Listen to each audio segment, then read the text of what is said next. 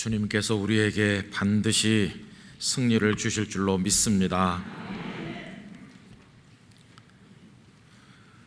오늘 함께 예배하시는 영락교회 성도 한 분 한 분 어디서 예배하시던지 하나님의 은혜가 충만하시기를 간절히 기원합니다. 어느 날 페르시아의 왕 고레스가 깜짝 놀랄 조서를 발표했는데 그 내용은 포로로 끌려와 살고 있었던 유다 백성들 예루살렘으로 귀환해서 무너진 성전을 재건하라 하는 내용이었습니다. 그 조서의 내용이 에스라서 1장 1절로 3절까지에 잘 나와 있습니다. 바사왕 고레스 원년에 여호와께서 예레미야의 입을 통하여 하신 말씀을 이루게 하시려고 바사왕 고레스의 마음을 감동시키심에 그가 온 나라에 공포도 하고 조소도 내려 이르되 바사왕 고레스는 말하노니 하늘의 하나님 여호와께서 세상 모든 나라를 내게 주셨고 나에게 명령하사 유다 예루살렘의 성전을 건축하라 하셨나니 이스라엘의 하나님은 참 신이시라. 너희 중에 그의 백성된 자는 다 유다 예루살렘으로 올라가서 이스라엘의 하나님 여호와의 성전을 건축하라. 그는 예루살렘에 계신 하나님이시라.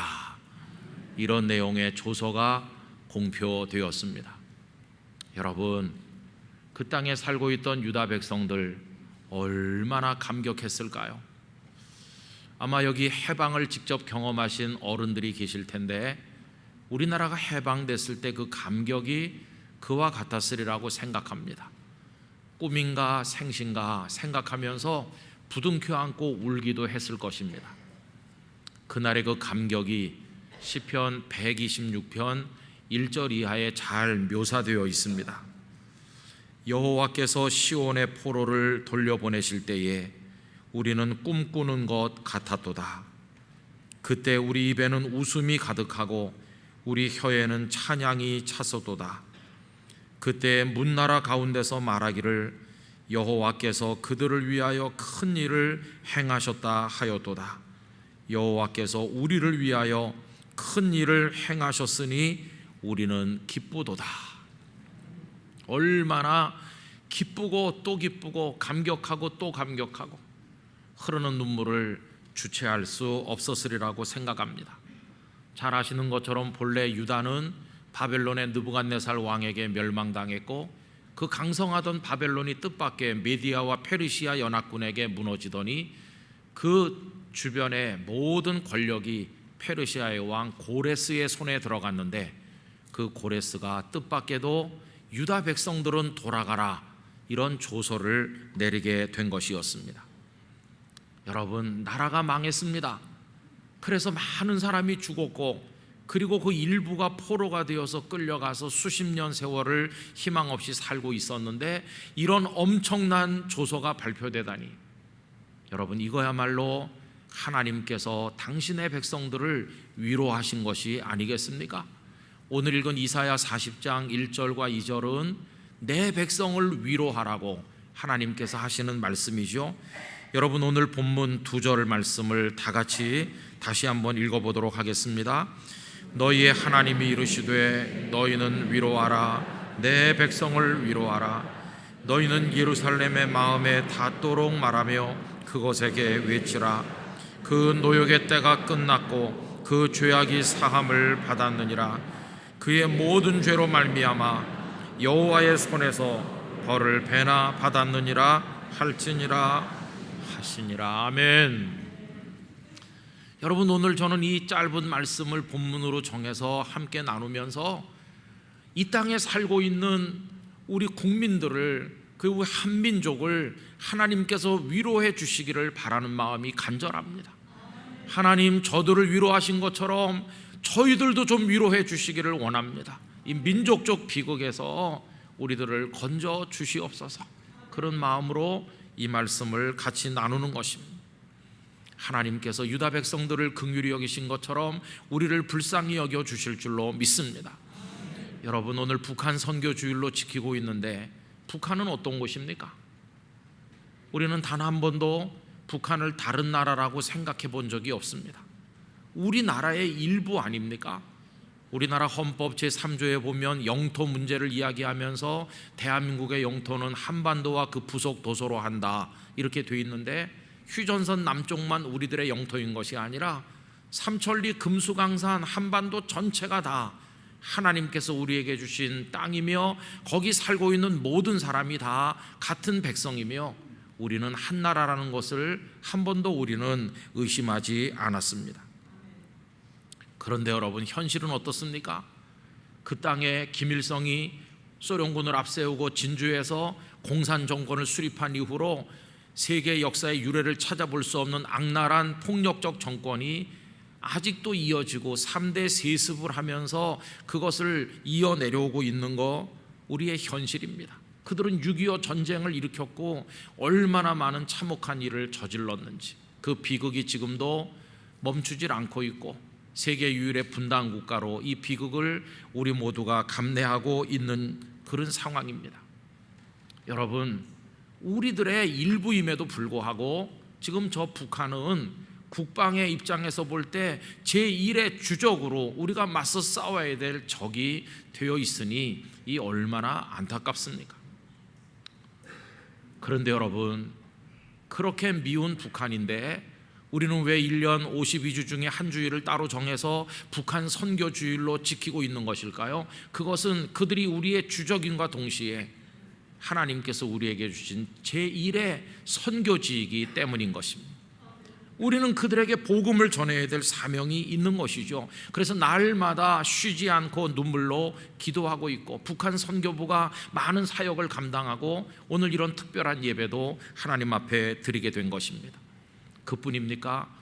한경직 목사님의 템플턴상 시상금이 그대로 남아서 북한의 문이 열릴 날을 기다리고 있고 성도들이 헌금으로 북한 선교를 위해 바친 모든 것들이 쓰여질 날만을 기다리면서 지금 가만히 머물러 있질 않습니까? 여러분, 이게 우리들의 이중적인 현실이죠. 우리가 싸워야 될 적이면서 동시에 우리가 가장 먼저 품어야 될 선교지가 되어 있으니 이 북한이 우리에게 얼마나 무거운 짐처럼 다가오고 있나 이런 생각을 하게 되는 것입니다. 그런데 여러분, 좀 지치는 것 같지 않습니까? 이 상황이 5년 10년 된 게 아니에요. 너무 오래됐어요. 이산 가족이 되신 많은 분들이 고향 땅에 가보지 못하고 다 세상을 떠나가고 이제 얼마 남지 않은 그런 상황에 와 있습니다. 도대체 언제까지 우린 이렇게 있어야 되고 얼마나 오래 더 기다려야 되나 그런 생각이 들어요. 가끔씩 희망을 가졌던 때도 있습니다. 이산 가족이 서로 상봉하기도 하고 그리고 또 뭐 남북 교류가 좀 있는 것 같기도 하고 희망의 어떤 그 신락 같은 모습을 볼 때도 있었는데 지금 와서는 다 막혔죠. 지난 정권은 진보 정권이었는데도 교류를 위해 노력했지만은 그 이전보다 오히려 더 막혀 있는 것 같죠.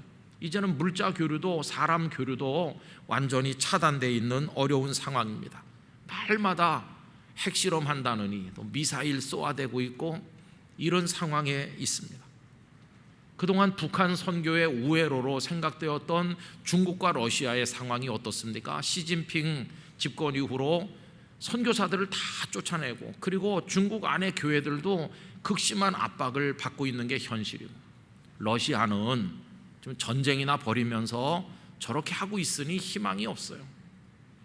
거기다 코로나19가 와서 국경선이 완전히 봉쇄되면서 이제는 개미 한 마리 드나들기 어려울 정도로 되다 보니까 이제 남아있는 현재 선교수단은 그 장벽을 자유롭게 넘을 수 있는 방송 전파를 통해서 우리 동족들의 귓전에 하나님의 말씀을 들려주는 것 외에는 아무 방법이 없는 답답한 상황에 우리가 놓여 있는 것입니다. 올해도 어김없이 북한 선교주의를 지키지만 우리는 언제까지 이렇게 있어야 되나? 전 세계인들 앞에 유일한 동강난 나라로 남아가지고 언제까지 우리끼리 이렇게 비극을 겪어야 되나? 어떤 때는 낙심도 되고 지치기도 하고 그냥 포기해야 되는 거 아닌가? 통일을 접어야 되는 거 아닌가? 이런 생각을 가질 때도 얼마나 많이 있습니다. 그런데 여러분, 이런 문제를 놓고 가슴이 답답한 가운데 하나님 앞에 기도하노라면, 그리고 말씀을 읽노라면 하나님께서 우리를 위로하신다는 걸 느끼게 돼요. 오늘 저는 영락교회 성도들의 마음속에 이 하나님의 위로가 전달되기를 기원합니다. 이렇게 답답한 상황에 살고 있는 우리의 향해서 하나님이 주시는 위로가 뭐냐? 다른 거 아니에요. 하나님께서 우리에게 들려주시는 위로는 너무 낙심하지 말아라. 내가 있지 않느냐? 나 하나님이 있지 않느냐? 이게 하나님의 우리를 향한 위로라는 걸 깨닫습니다. 하나님께서 모든 것을 붙드시고 계시고 하나님의 때가 도래하는 날이 있을 것을 바라볼 때 답답했던 마음에, 낙심했던 마음에 다시 소망을 붙들게 되는 용기가 생겨나게 된다는 것입니다. 우리 사람이 무능할수록, 사람이 할 수 있는 게 하나도 남지 않을수록 바라볼 분은 하나님 아버지 한 분밖에 없음을 다시 깨닫게 된다는 것입니다. 여러분, 저는 최근에 들어서 자꾸만 이런 생각이 들어요. 하나님께서 우리를 향해서 하시는 일은 우리가 예측할 수 없는 시간에 예상할 수 없는 방법으로 갑자기 이루어지는 일이 많다는 것을 느낄 때가 많이 있어요. 우리 성도님들은 어떠세요? 하나님의 방법을 알 수가 없는데 포기하고 있을 만할 때 하나님께서 개입하시는 거예요. 여러분, 여기 고레스의 조소에 의해서 백성들이 돌아오는 것도 그렇습니다. 여러분, 포로돼서 끌려갔을 때, 유다가 망했을 때, 얼마 안 됐을 때는 약간의 희망을 가졌을지도 몰라요. 그래도 우리가 어떻게 다시 돌아갈 수 없을까? 회복할 수 없을까? 이런 기대를 조금은 가졌을지도 모르는데 세월이 무심하게 많이 지났어요. 포로로 끌려왔던 1세대 사람들이 거의 다 늙어서 세상을 떠나고 이제는 바벨론에서 새로운 사람들이 태어나 그들은 예루살렘을 눈으로 한 번도 본 적도 없는 세대인데다가 예루살렘에 대한 애정도 식고, 그러면서 점점 바벨론의 문화에 젖어 들어가면서 유다 민족의 정체성을 지키기도 어려웠을 것입니다. 이제 다시 돌아간다고, 가서 하나님의 성전을 재건한다고, 이런 건 다 거의 희망을 놓아버리는 희망 제로의 상태로 내려가고 있을 때, 그런데 아무 희망이 없다고 하는 바로 그때 하나님께서는 갑자기 그들에게 깜짝 놀랄 소식을 듣게 하셨는데 유다 백성은 돌아가라 하는 것이었어요. 여러분, 이게 얼마나 놀라운 겁니까? 그들 중에 누가 사람들을 모아놓고 여러분, 때가 무르익고 있어요. 정세가 급변하고 있어요. 우리가 고레스랑 물밑에서 지금 줄을 대고 있어요. 조만간 우리는 돌아갈 겁니다. 이렇게 백성들에게 미리 말해줬나요? 아닙니다.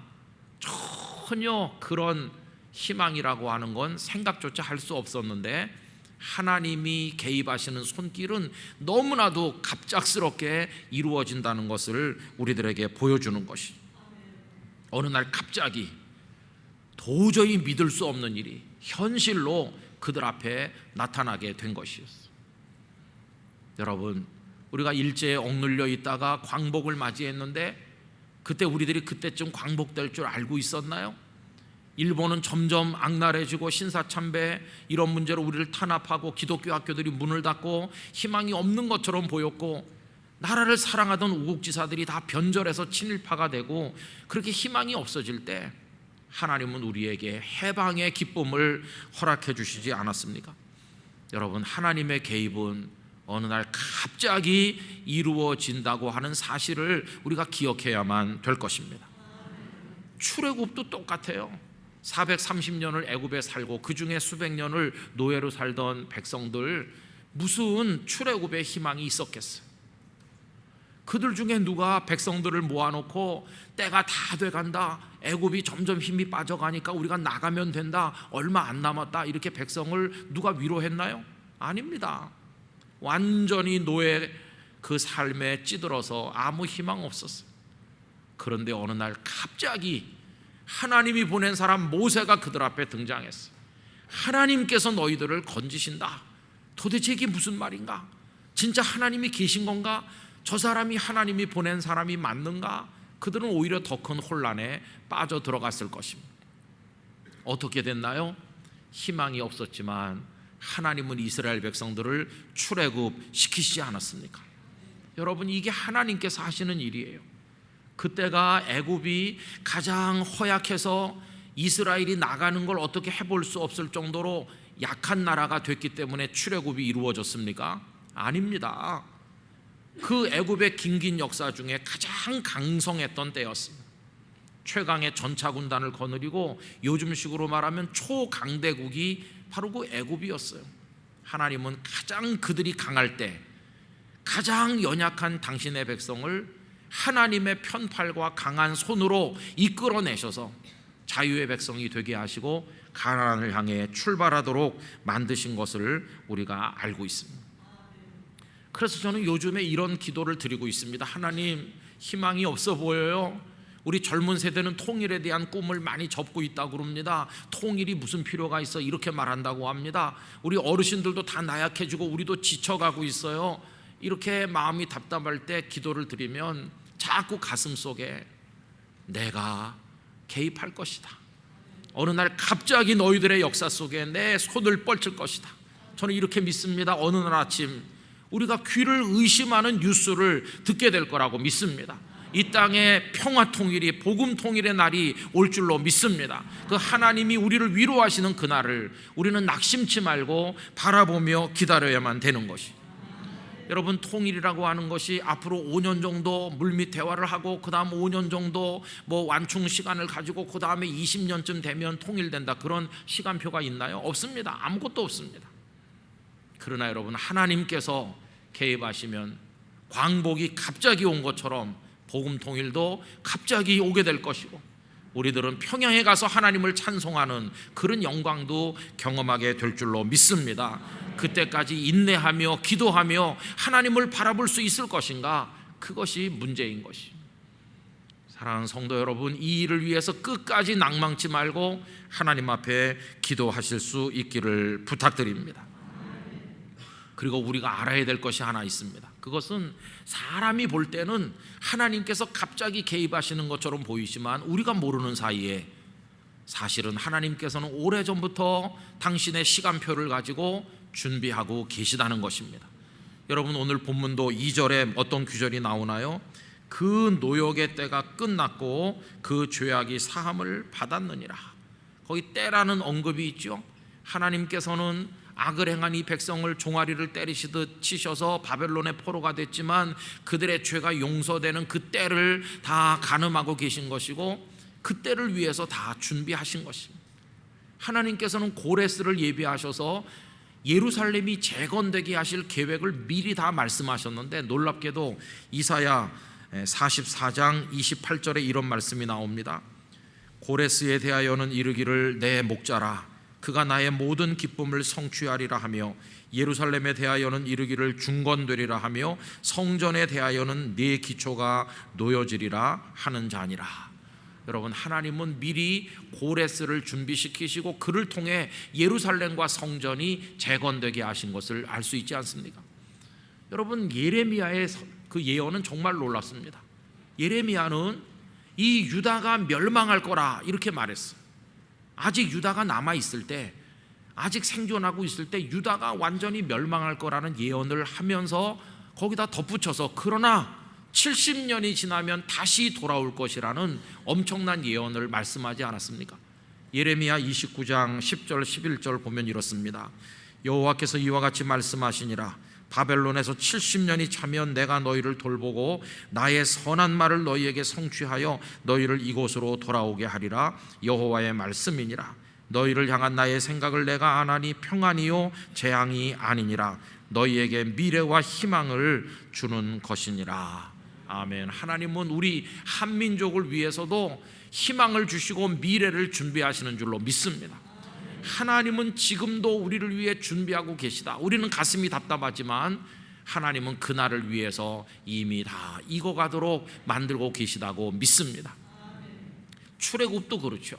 백성들이 볼 때는 어느 날 모세가 갑자기 등장한 것처럼 보이지만 아니요, 모세가 아므람과 요게벳의 아들로 태어나 갈대 상자를 거쳐서 애굽의 궁궐에 보내주고 40년, 그리고 미디안 광야 40년, 80세 됐을 때 백성들 앞에 나타났으니까 모세에게만 국한해서 말해도 하나님은 출애굽을 최소한 80년 전부터 준비해 오셨다는 것을 알려주는 것이, 하나님의 사람을 준비하시고 하나님의 때를 기다려 오신 것을 알게 됩니다. 여러분, 지금 아무것도 되는 거 없는 것처럼 보이는 이때 하나님은 우리 한민족의 미래를 준비하고 계시다고 믿습니다. 그 때가 무르익기를 기다리면서 우린 하나님 앞에 멈춤이 없는 전진을 하며 끊임없이 그 하나님의 손을 바라보며 기도하는 성도가 되어야만 할 것입니다. 여러분, 지치고 힘들 때 하나님을 끝까지 신뢰하시기를 바랍니다. 이건 우리 나라 문제만 그런 게 아니라 우리 개인도 그렇고 가정도 그렇고 교회도 그래요. 내 인생이 답답하고 사면초가가 되고 길이 없는 것 같을 때 하나님을 바라보시기를 바랍니다. 방법이 없어요. 하나님, 그럴 때 하나님의 갑작스러운 개입을 기대하시기를 바랍니다. 하나님은 나를 위해 준비하실 줄 믿습니다. 이 믿음으로 우리 하나님 의지하는 거죠. 물론 우리도 노력 안 하는 건 아니에요. 사람들도 이 일도 해보고 저 일도 해보고 다 해봐도 모든 게 가로막혀서 답답할 때 우리를 신원하실 분은 하나님 한 분밖에 없어요. 남왕국의 왕 히스기야를 생각해 보세요. 여러분, 히스기야가 왕이 됐을 때 그때는 아직 북왕국 이스라엘이 있어서 남북 왕조가 있었을 때입니다. 그런데 히스기야가 왕이 돼서 6년쯤 지났을 때 북왕국 이스라엘이 완전히 초토화되는 걸 두 눈으로 봤습니다.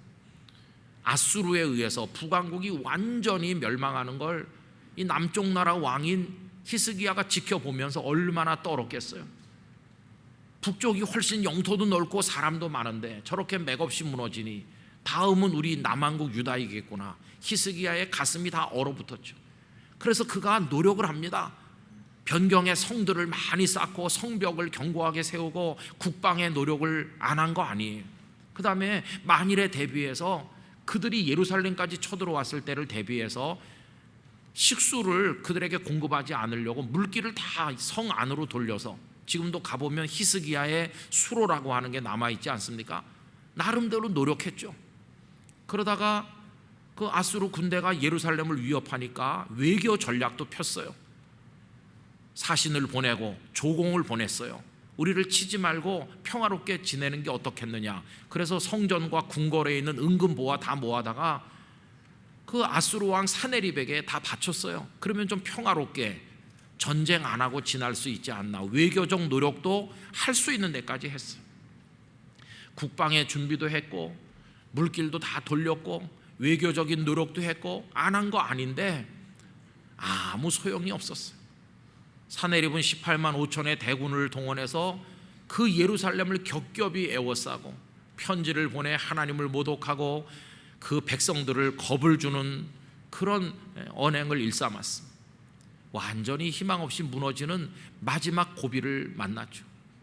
여러분, 그때 히스기야가 한 게 뭔가요? 더 이상 국방도 없고 외교도 없고 아무것도 없고 할 수 있는 게 아무것도 없을 때 그가 맨 마지막으로 한 가지, 하나님 앞에 부르짖는 것이었어요. 하나님밖에 없구나. 하나님이 개입하시지 않으면 우리는 살 수 없구나.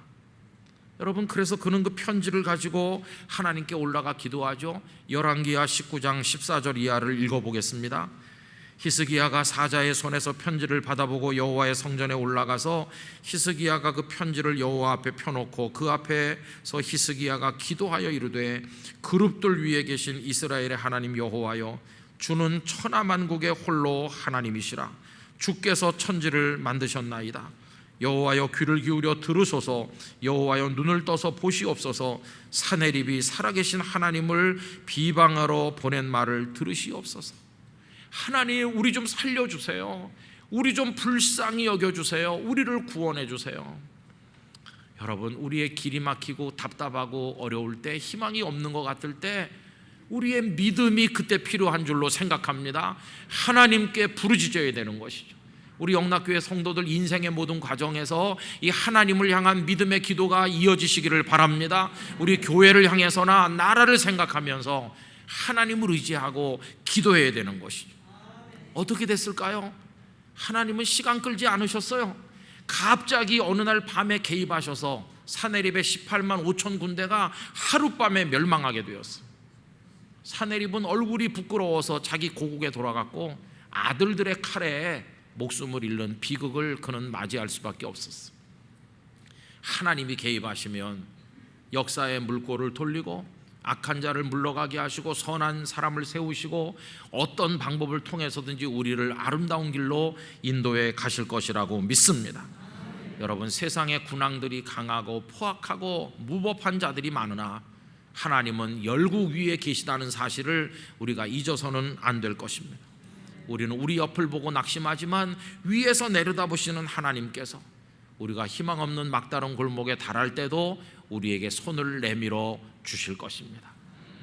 총 쏘지 않고 평화로운 복음 통일이 아무도 생각하지 못했던 날 생각지 못한 방법으로 하나님에 의해서 이루어지기를 기대하면서 우리는 그날을 바라보며 끝까지 기도해야만 될 것입니다. 그러면서 복음 통일을 위해서 노력하고 자유인들을 위해서 노력하고 우리의 주머니를 털어서 선교하고 최선을 다해야만 될 것입니다.